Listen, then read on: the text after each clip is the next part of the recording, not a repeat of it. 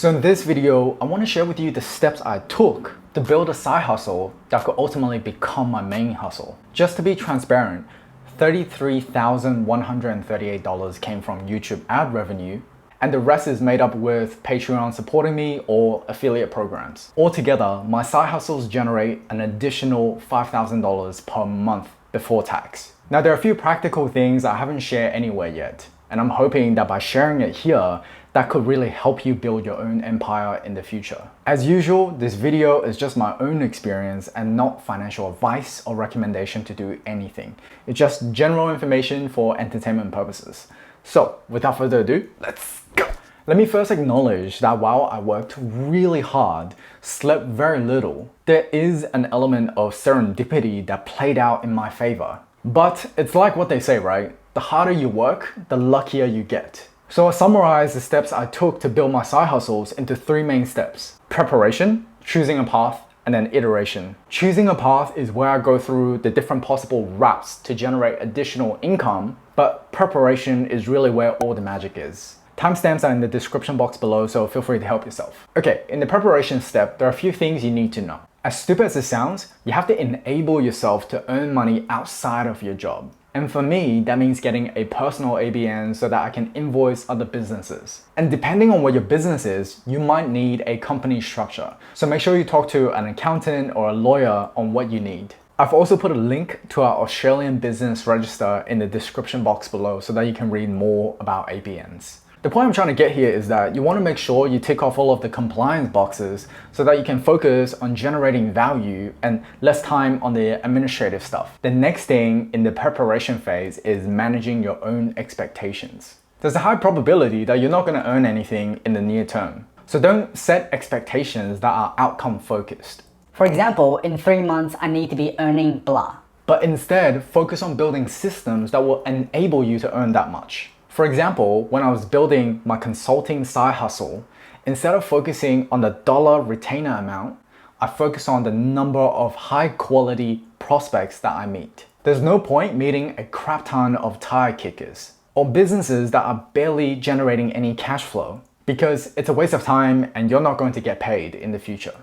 And for my YouTube side hustle, instead of focusing on the number of subscribers or how much ad revenue I can make, I focus on growing my own knowledge base and the number of high quality content pieces I can deliver to you. Then once you got your system down packed, it's inevitable that your labor will start yielding fruit and the haters will start showing up. The thing to remember when it comes to haters is that you can't please everyone and it's not your job to do that. Some people just want to project their own insecurities onto you, pull you down to their level just so that they feel safe. At the same time, there will be moments where the haters will say something and it'll strike a chord and you will feel like giving up in that moment because you've barely generated any side hustle income. And those are the moments that will determine whether you can build a side hustle that will generate a meaningful amount of income. In my YouTube journey, there are more times I can count that I really wanted to give up. And on top of that, there are people who have said, anyone can make the videos I can make, blah, blah, blah. But what I realized after my first year being on YouTube is that it's easy for people to talk. It's a different story when you put yourself out there for the world to scrutinize. And in these very dark moments that I really wanted to give up, I focus on my system and I focus on the joy of both learning and creating videos for you. And I keep telling myself that majority of people in that moment in time would have quit. And I just need to produce one more video. When you keep telling yourself just one more rep and you follow through, you are going to end up creating something that others will never be able to dream of. The preparation is the foundation you're going to build your house on. The next step is choosing a path to generate side hustle income. In my opinion, there are two categories of side hustles. You have a low leverage side hustle and then you have a high leverage side hustle. Low leverage side hustles are activities where the input equals the output. For example, my consulting side hustle is considered as a low leverage side hustle because I only have so many hours in a day to sell to my clients and I can't create more time. On the other hand, my YouTube side hustle is considered as a high leverage activity since the input is not proportional to the output. And some of my videos are still consistently growing even after 6 months. So with my own side hustle journey, I actually started with a low leverage activity like consulting, and then I leveraged the cash flow from consulting to work on a high leverage activity like YouTube. The income from consulting gave me room to breathe and think. And I personally believe the worst thing you can actually do is try to work on a side hustle with no cash flow. It's 100% up to you in terms of how you want to approach your own side hustle journey. But for the purpose of this video, I'm going to focus on creating content as a high leverage activity for this part of the video. If you want a more comprehensive list of ideas, check out my side hustle ideas video right after this one.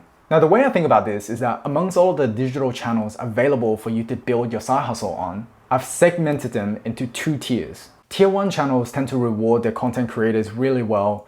Their content shelf life is still really good and can still reach a big pool of people organically. So that's Google SEO, YouTube videos, or even writing articles on Medium. Tier 2 channels tend to have 2 of the attributes, but not all 3. For example, with Instagram, content creators don't get rewarded that well. If you're lucky, you might be able to reach a lot of people organically, but the content doesn't have a long shelf life. And TikTok is similar.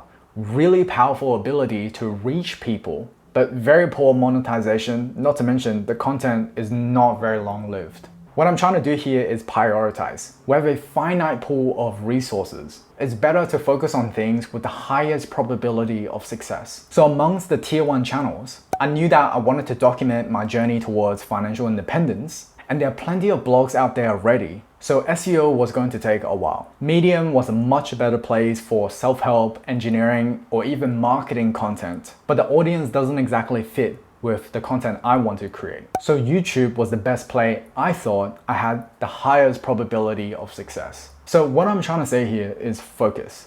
In my opinion, it's better to be really good at something instead of trying to do many different things and not end up being good at any of them. The final step is iteration. Wherever you are with your side hustle, it's important to focus on your system, refining that system, and keep asking, what could I do better next time? For me personally, my consulting side hustle went through a lot of iterations until I realized that it's not the number of clients that matter. It's the number of high quality clients that will pay you.